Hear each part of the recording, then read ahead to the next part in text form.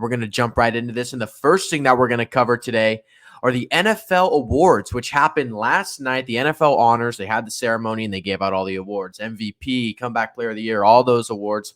And me and Owen are going to sit here and discuss how accurate we think they were, who we think should have won each one, and if we think the NFL got it right with their voting system. So we'll jump right into it. And the first one that I kind of want to discuss here could be a controversial one, is comeback player of the year. So comeback player of the year went to Joe Flacco. He beat out Damar Hamlin by 11 points.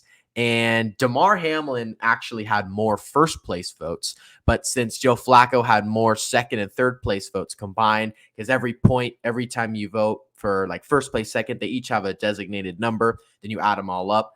And Joe Flacco beat out Damar Hamlin because he got a lot more second and third place votes. So Joe Flacco is the comeback player of the year. And I want to see your opinion on that. How do you feel about Joe Flacco beating out Damar Hamlin? Not mad at that one bit. Me personally, I would have loved to see Baker, even though I know he had no shot because of the storyline that Joe Flacco had, and also the fact that Damar Hamlin coming off the injury that he had, even though he played like I think 2 games or whatever it was, and everybody was calling for him he shouldn't even be in the debate, which I understand. But wasn't mad at all with Joe Flacco.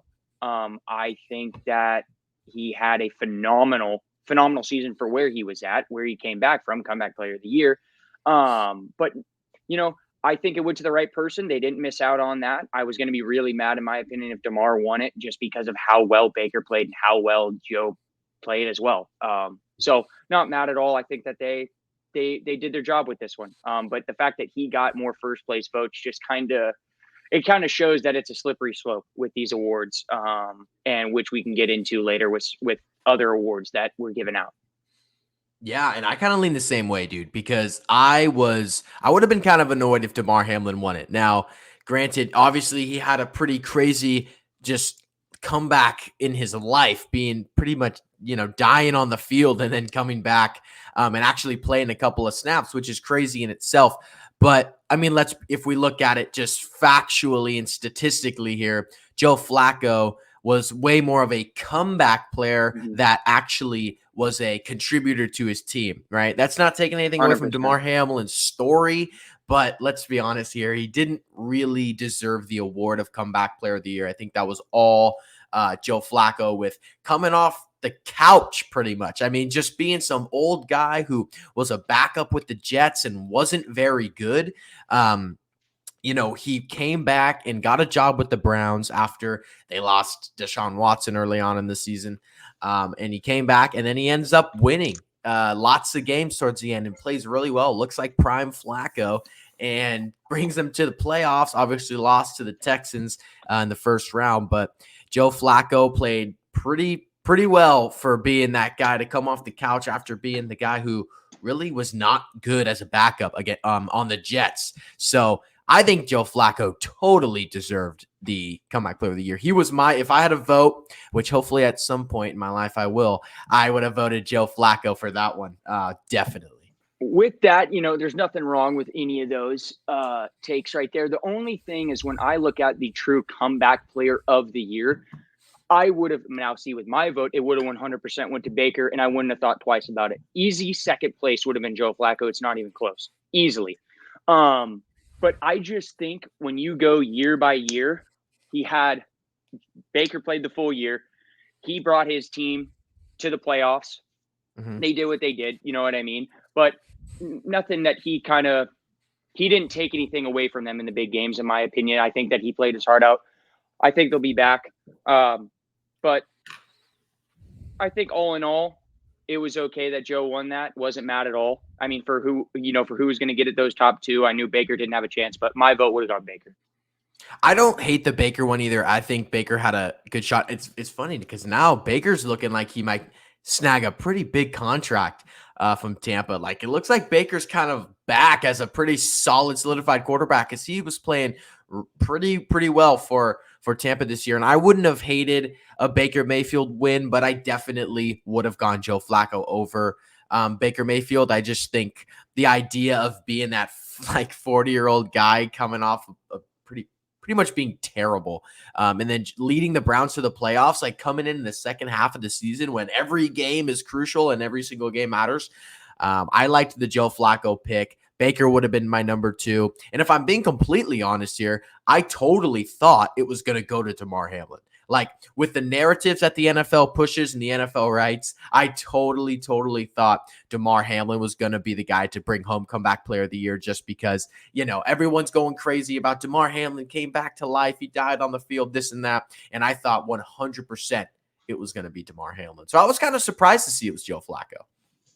Well, I mean, if I'm being honest, I was definitely happy when I saw that pop up on the NFL on the IGs, but I was like, okay, like I said for the third time that they did it, they got it right. I wouldn't have been surprised though, too, like what you were saying, or even though you were surprised because with all the hype that he was getting, I definitely would have been mad, like you were saying. But I mean, yeah, it's good that they got it to the right guy. Yep, agreed. All right, let's move on to another award. The Offensive Player of the Year went to Christian McCaffrey. I think Tyreek Hill was number 2. I actually didn't see who was number 2 because I think McCaffrey won it pretty easily. I would imagine it was Tyreek Hill. But for me, my vote would have totally gone to McCaffrey. I think they got it right. 100%, extremely well deserved.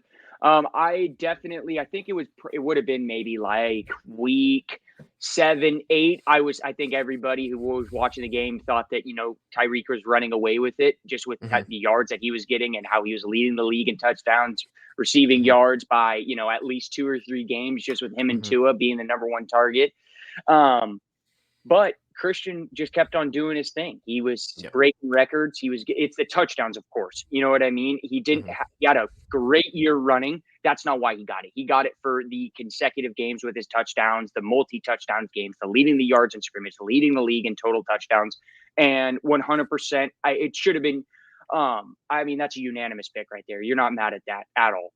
It completely deserves. But Tyreek, kind of the same thing with, would have been my clear second as Joe Flacco with my vote with Baker. He would have been a clear second with Tyreek. I think that he balled out. And then a close third or kind of getting at Tyreek would have been CeeDee Lamb. CeeDee Lamb absolutely balled out. And you love to see that. And he's getting into those years, man. When you see these receivers, when they start blowing up in their first 3-4 years, this is the time where now CeeDee is going to have another year where he goes and he gets 1,400. 80 plus receptions and 11 tutties. You know what I mean? He's just going to stack these years up. Same with Tyreek, even though I know he might be retiring soon. But yeah, very, very happy for Christian. I mean, he led the league with running backs with receiving, reception, receiving yards. Yeah, he balled out, He did ball out. And so, yeah, I think it was totally deserved as well. I mean, you pretty much hit on every single point that I would have said. Christian McCaffrey led the league amongst running backs in pretty much everything. He was scoring almost a touchdown a game. It seemed like every game, it was like he was just going to get you a touchdown. He was like the most anytime touchdown lock of like the history of the NFL. So Christian McCaffrey, I think that was totally well-deserved. Not much more to say about that. I did want to touch a little bit, though, on your CeeDee Lamb take, which I totally love. I think CeeDee Lamb has emerged as the second best wide receiver in the NFL right now behind Tyreek Hill. I think Tyreek Hill keeps that nod. I just think he might be just as a player behind Mahomes, the most valuable player in the NFL, and McCaffrey's up there too. But just the speed that Tyreek Hill has, the strength he has, all of his skills throughout being a wide receiver in every way. Tyreek Hill is so great. But CeeDee Lamb, I think, is right there, number 2. He's totally emerged as such a superstar wide receiver. Helped me win my fantasy championship this year. So shout out CeeDee Lamb for that. And I'm big on CeeDee Lamb right now, dude. So I like how you brought that up. Thank you. I was horrific in fantasy this year. That wasn't the high point. But let's look at why CD was doing his thing. Don't get me wrong. CD Lamb has been established now for the past 3 years, 100% since he came in the league. But also, Dak motherfucking Prescott, dude. He had a great year. Dude, he was the MVP frontrunner for weeks and weeks. And I was saying that as a diehard Niner fan. Now, why was Dak having a great year too? Of course, because CD. It goes hand in hand. Just like how Tua was going off in yards. You look at who he had. He had Tyreek. Same with Purdy and all of his weapons. Whatever. But, I mean, a huge, huge, huge reason why CD had the year he had was because of the guy thrown to him. And if those guys, if they still stick with Dak, which I know they probably will for some weird reason, I think CD's going to keep on stacking up these yards. He's easily going to get over 10,000 career. He has a huge shot, future Hall of Famer. I just think with these numbers that he's able to pile up on his pro reference, I think he has a chance, to get up there because Tyreek's already there. He could retire tomorrow and be all day long. He'd get the jacket. Definitely. And I think Dak Dak kind of started a little slow. And then he really picked it up towards the middle of the season, and he was playing like the best quarterback in the NFL for a while. Well, he was yeah, for weeks and weeks and weeks. He was the MVP, and it wasn't even close in my opinion. Now that was like week 10. So I knew that it wasn't, I knew he wasn't going to run away with it just because it's extremely rare in my opinion. But then, I think I forget what game it was. And then he just fell off. He fell off really the face of the MVP conversation. I can't remember what game it was, but the entire internet was like, yeah, there goes that MVP. You know what I mean? Yeah. There goes that talk. But yeah, I mean, he flat out balled out, which I love to see, man. I'm not a Dak Prescott hater. I might have said things in the past because he's a Cowboy, but I mean, he had the best year of his freaking life, dude. You're right. No, he did. Shout out to Dak Prescott. He had a great, towards the end, he got a little shaky again. Yeah. But that's kind of who Dak is. I don't know if he's ever going to stay fully consistent throughout an entire season, but he'll look like an MVP for a couple of weeks there. He's done that. So shout out to Dak. Okay, let's move on. We'll hit Defensive Rookie of the Year. That went to Will Anderson Jr. on the Texans, and I just think that's another one that's just perfect. I think they got it right. Can't really argue with that. Will Anderson had a great year. All the Texans rookies, seemed like they had amazing years, and we'll move on to the next one right after this. But yeah, not much to add about Will Anderson Jr. Just a phenomenal season from a rookie. There you go. Exactly. There's really nothing. He was a huge factor, if not the biggest factor in that run game. And to do that as a rookie, I know he had an extreme amount of hype and he lived up to it. So, but yeah, there really isn't much to say on that. It's kind of like Christian McCaffrey. Even though it wasn't like, oh my gosh, it's by far with Junior as was with McCaffrey. I just think that, it was a pretty easy pick for those guys. He did what he had to do. Agreed. All right, we'll hit the next Texans rookie who took home an award. CJ Stroud won Offensive Rookie of the Year, and this one could be a little controversial. I could see a lot of people wanting Puka Nacua to take home the honor or CJ Stroud. It was obviously one of the two, and it ended up going to CJ Stroud, and Stroud would have definitely had my vote. And that's not taking anything away from Puka because Puka he broke all sorts of rookie receiving records. Yeah. I think he broke the receptions record, and I think he broke the yards record for rookie wide receivers. But CJ Stroud came into a team as a second overall pick after a Texans team who wasn't good last year, and absolutely he was a leader, and he was so good. He broke the record for most yards in a game from a rookie quarterback. He was breaking quarterback rookie records all over the place as well. And just to be as vocal and as great of a leader as he was, and then lead this offense to be one of the better offenses in the league, and then lead them to a playoff win. Come on, dude. CJ Stroud, I think that was his award for sure. 100%. This one is easily, no, this one isn't the biggest debate because I know we're coming up on Defensive Player of the Year, but I could 100% see what you're saying, how there would be backlash with this, with how Puka absolutely balled out too. But when you look at it, the hardest position in the league is quarterback, and to do it as a rookie, to do it with pretty much a brand new team full of rookies that made it look like they've been together for 3-4 years. It's just, you don't see that doesn't happen. Especially not with that kind of organization. Now they have a phenomenal head coach. He's going to sign a 10-year. You know what I mean? That's going to be their guy. But I just think exactly what you were saying, man. It's just that he was able to come in and be a vet like that. He was in MVP conversation too for the first 8 weeks. You know what I mean? And it was justified. I knew I called you up and I'm like, dude, why are these guys talking about Stroud being MVP? How are we doing this? Because he went 7 games without throwing a pick and this and that. But then you look at how he's able to control his team as a rookie in the hardest position in the league, if not all of sports. That's a huge take, but you could justify that. Yeah, But you yeah, I can. think 100% he would have had my vote. You know, another one that out of the couple that they got right. I think it's extremely valid to say that CJ Stroud has emerged as a top 5 quarterback in the league right now.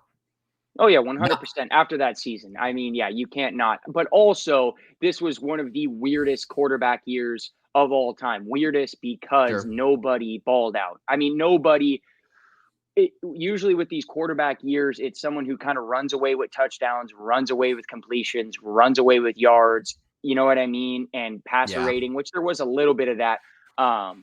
But this was one of those years where almost anybody could go up and grab it, and he definitely put Yeah. himself up there. He's Yep. easily 5 or 4. Agreed. I gotta agree with that. CJ Stroud is the future of the NFL, and he's become one of my favorite players too. How vocal he is too about his faith. I think that's so cool, and he's kind of leading the way for a lot of other guys who I see doing the same thing. I think that's really cool for Yeah. Stroud. So, yeah, for offensive rookie of the year, CJ Stroud. Let's move on to defensive player of the year. And I've been seeing a lot of takes on Twitter who people think should have won. And it ended up going to Myles Garrett, but a lot of people are on the TJ Watt train. I've seen some Yeah. people on the Max Crosby train as well. Where are you leaning? I mean, 100%. I mean, it's 100%. I got to lean towards TJ just because of how he kind of built that defense. They built it around him. I Mhm. mean, he absolutely had another baller year. I know what he was coming off of. Wasn't his wasn't the luckiest for him, but he came out and he got 19. He beat Myles Garrett, and I'm almost positive every single positive stat. Um, I understand Max Crosby 100%. Watching that guy on the TV, he's insane. He's on every play.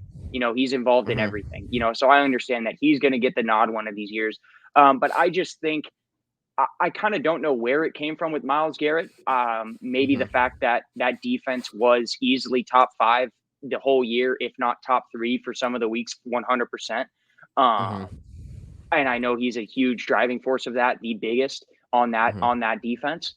Mhm. But I just think when TJ Watt, has what was it, 5 more sacks, Mhm. way more QB hits, an interception. They have the same amount of forced fumbles, but he has 3 recovered. I mean, he just has more pressures, more tackles for loss. It's just it's a weird one. I'm not a huge fan of it, but what I do like is that Myles Garrett is an absolute future Hall of Famer. You look at the years he's had, what he's stacked up. So I'm not extremely mad that it went to him, because he is Mhm. 100% deserving of an accolade like this. Maybe not this year versus TJ Watt, but the career that he's put up, I'm not mad at it at all. Nowhere near as mad as I was at Aaron Jones getting 3 when he snubbed I forget his name, but Aaron Donald had one defensive player of the year Mhm. caliber year, and he got pure uh uh it was just a bias, but that's a whole different thing with Yeah. Donald, bro. Even though he's a monster, future Hall of Famer too, I just Yeah. think I'm not mad at it. Not mad, but it is a little bit weird It's when a when tough those go to those guys. It's a tough one. I think all three of these guys, TJ Watt, Myles Garrett, Max Crosby, all had seasons deserving of a Defensive Player of the Year award. I mean, they were all so valuable and so good for their defenses, but I would have to lean TJ Watt as well. And I know it's tough because defensive linemen, it's a lot more than the stats show. And they're putting a lot of pressure on the guys, and they're opening up holes for other guys to get to the quarterback. It's a lot more than just how many sacks did he have, right? However, when you do look at the stats, I mean, TJ Watt, like you brought up, TJ Watt pretty much gets him in every single way. He had, Hmm. I think it was 5 more sacks than Myles Garrett this season. Had Yeah, the interception. 1914, I think. Yeah, 1914. I think that's what it Yeah. was. TJ Watt led the league in sacks. I just had to lean TJ Watt as well. But like you brought up, I don't think it's not that Myles Garrett didn't have a good season and isn't deserving of a defensive player of the year. It was kind of like Joel Embiid and Nikola Jokic the other year going for MVP. It's like these guys are both having MVP type seasons, but you can only give it to one of them. Although maybe not to that extent, because I don't know how, it's not an MVP. I don't know if it's really to that extent with Myles Garrett, but same kind of concept. I just think they're both so good, but I think I would lean TJ Watt as well, just because he does wash him in all the statistical categories, and it's really tough to argue with that and come up with a reason why Myles Garrett deserves it more than TJ Watt. Right. So. And I think you make a phenomenal point, is that it isn't just about stats. 100%. It's like you were saying, the opportunities they make for the other guys to get through, to get to these holes, to get to the quarterback, get to certain spots they need to be on defense to execute and stop the offense. I 100% get that. But it's the weird part is that that's 100% true. But then when you, like we were just saying, when you look at the numbers about how TJ separates himself by what people have to realize, 5 sacks is a bare minimum of 3 games. Don't get me wrong. Myles Garrett can get 5 a game. I understand that, even though that'd be insane. I'm not saying he can't do that, but realistically speaking, he clears the number 1 guy who got the award by 3 to 4 games in multiple stats. So that's the only part where it's just not that it's not that great when you give the nod to the other guy. Like I said, I'm not mad because it's Myles Garrett. He's deserving. But it's just when you clear a guy and you're number 2 and you clear the number 1 in a bunch of different stats that are kind of how you get paid in that position, it is definitely annoying, 100%. Got it. Totally agree with you. All right, let's move on to our second to last award. Coach of the Year went to Kevin Stefanski of the Cleveland Browns, and he just beat out DeMeco Ryans, they had the same amount of points, but to break the tiebreaker, Kevin Stefanski had 1 more first place vote than DeMeco Ryans, and that's what got him the Coach of the Year nod. So for me, I'd have given this to DeMeco Ryans. DeMeco Ryans was my pick for Coach of the Year this season, and I understand the Kevin Stefanski pick, leading the Browns to the Super Bowl, leading the Browns to the playoffs, losing Nick Chubb week 2, losing your starting quarterback when did Deshaun go out? Week 6 or something like that. I mean, Deshaun was out, I think, I played a couple of games in the beginning.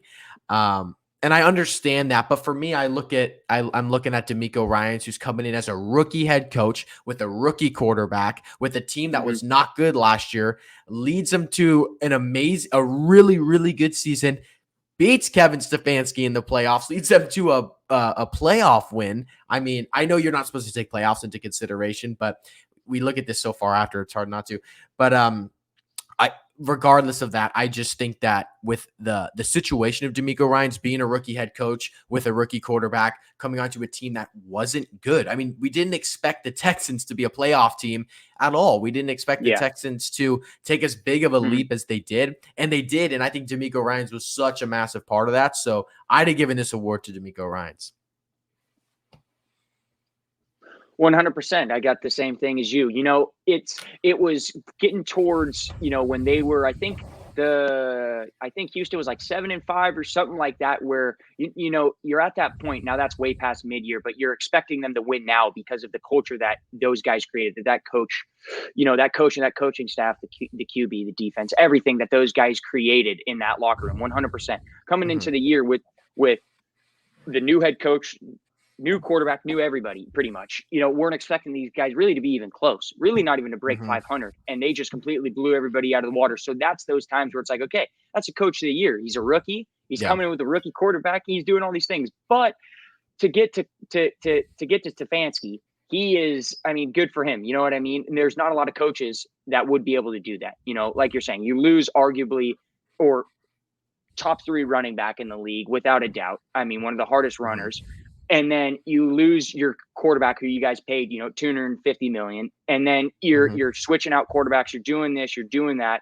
And you're able to still get to the playoffs. So I'm not mad at that, but I would have 100% loved to see it go to, DeMeco. 100%. Agree with all of that. Great points. I'm with you on that. Let's hit the final award, the most important award, the most valuable player. Yikes. And that ends up going to Lamar Jackson, who had 49 out of the 50 first place votes. The only guy to receive the other first place vote was Josh Allen, which kind of caught me by surprise. But Lamar Jackson almost had his second unanimous MVP. He'd be the only person to have 2 unanimous MVPs in the history of the NFL. But Lamar Jackson is the MVP for this season, man. The biggest award of the year. I guess maybe not Super Bowl MVP. How are we feeling about Lamar Jackson taking it home? I mean, whoever voted for Josh Allen saved the NFL, in my opinion, because I mean, even though Josh Allen didn't deserve that first place vote. Let me just start off by saying this, is that I think when you look at it, 100% that Lamar Jackson deserved to be MVP. He was the most valuable player. I understand that. Stats wise, no way in hell. Okay. I'm not saying that. I think that what he did with his wide receivers and that team, even though he had an absolutely stacked defense, which is what you kind of need that to really be to continue the success. And he's had a defense almost since he came into the league, if not every year. But I was mad about it for sure weeks and weeks and weeks ago when he didn't lead the league in anything besides rushing yards for quarterback, which is huge. He's easily the best mobile quarterback. He is the best running playmaking quarterback, if not the best playmaking quarterback, just what he can do with his legs, 100%. We saw that against us on Christmas Day. But the only thing is just I'm a huge pro reference guy, and in 2 years and 3 years when I'm looking at his stats and I see his stat line and it reads MVP, I'm just not going to be too happy about it, just because, I mean, he really didn't have a great year.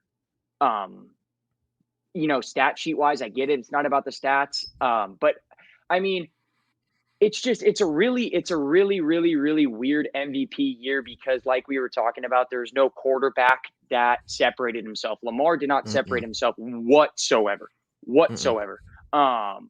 I mean, he did what he had to do. He got his team wins. I understand that. But it was also like, if we're talking about, like, if it's most valuable player, I get it, Lamar. But in this year, it's kind of the etch too to CJ Stroud for if you take him out of that. If you take him out of that team and you take Lamar out of that team, what's happening? Lamar, if you take, the Ravens, number 1 defense, they proved that versus us. And then you do the same thing with CJ Stroud and you take him out of Houston. I think Houston's going to be way more in a hole than the Ravens. That's all I'm saying. Let me say it again. Deserving of the MVP. A pretty bad MVP year, in my opinion, even though McCaffrey went off and Lamar, I understand it, whatever. Allen, he shouldn't have even really been in the talk. But I know I'm going all over the place. He deserved it. Good for him. But I just think it was a weird one. It is a weird one. It's always tough. And for me, my pick probably would have been Christian McCaffrey. And I know that they don't. It's just never going to go to a running back again. Like, that's just the way the league's going. The MVP is strictly quarterback award. So when you're a running back like Christian McCaffrey, you're going to have to hope for the offensive player of the year. But I probably would have gone with Christian McCaffrey for the sole fact that none of the quarterbacks separated themselves like we have seen in past seasons, right? Like Aaron Rodgers was separating himself when he was winning his MVPs. Patrick Mahomes was separating himself when he won his.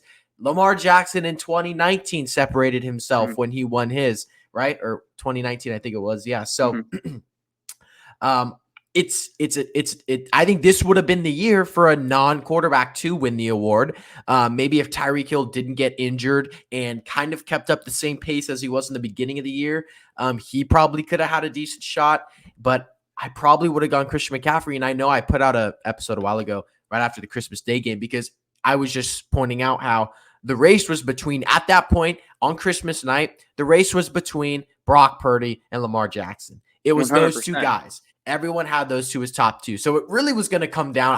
I felt it was just going to come down to who had the better game. And if someone had a stinker, the other guy's going to win the MVP. And Brock Purdy threw 4 interceptions. Granted, I wouldn't say all 4 of them were his fault. Probably 2 of them were. But he didn't have a good game, and he got crushed. And Lamar Jackson, he didn't have some ridiculously fantastic game, but he completely outplayed. Had a good game. Yeah, 100%. Definitely had a good game, and he outplayed Brock Purdy, and that was all that mattered for that. So I think I don't hate the award going to Lamar Jackson just because it's like you said. I mean, it's tough to pinpoint a guy who really was the guy who fully deserved it. I mean, it could have gone a lot of different directions. So I don't know. The Josh Allen first place vote was a little janky to me. I thought Yeah. I saw that Lamar Jackson had 49, and I thought, oh my gosh, somebody either gave it to Brock or gave it to McCaffrey, but someone gave it to Josh Yeah. Allen. Yeah. I didn't expect that. Yeah. Well, I mean, I'm not surprised with these voters. But I mean, but here's the thing with going back to the number one guy and the number two is that why I'm also not as mad as I was weeks and weeks and weeks ago, because I mean, week 14 came around and I was like, okay, or week 15. And I was like, okay, Lamar has it locked as long as he doesn't throw 10 picks to 2 tutties. You know what I mean? Just because it's the quarterback, and McCaffrey was doing his thing still, but McCaffrey wasn't like insanity in yards. He wasn't going to maybe get 18 or 19, of course. You know what I mean? Yeah. If he got that number, they would have gave it to him, in my opinion, because that's just insane with the touchdowns, with the scrimmage yards, with the receptions, all that. But when you look at 1 and 2 guy who should have got it, Lamar and McCaffrey, I 100% give the edge to Lamar, in my opinion, because if you take, it's the same thing. Most valuable player, biggest thing when I determine it is if you take that guy off that team, what's happening with that team. You take Christian McCaffrey off the 49ers, 100% the 49ers are still a playoff team. Super Bowl, you never know, just because it'd be pretty disrespectful after what McCaffrey did to say, oh yeah, we're still easily in the Super Bowl without McCaffrey after he had a record-breaking year. You know what I mean? But that's also why I'm not too mad about it going to Lamar, because when you look at that 1 and 2, he has that edge, in my opinion. That's valid as well. He has that edge in that regard, but also when you start to look at it like that, because MVP is in every sport, it's such a tough. Everyone has like a different criteria and a different like way to grade it, but like Patrick Mahomes didn't have his best season. If you take Patrick Mahomes off the Kansas City Chiefs, they're definitely not making the playoffs. True. So 100%. it's so tough to find a specific criteria to go off of. It's just like it's such a difficult thing to do. So that's why, I mean, I think it could have gone so many different directions. Same thing. Yeah. And that always gets the brain going. Like, yeah, you take Tyreek off Miami, and Tua doesn't even have close to 4,000 yards. Exactly. You know what I mean? Not just because, almost, 1,900 or 1,800 of them went to Tyreek. I'm not saying it just because that, but it's the whole players or on that team and what they bring with defense, how they play against them, offense, defense, everything, 100%. But yeah, it is a very hard award to assess, 100%.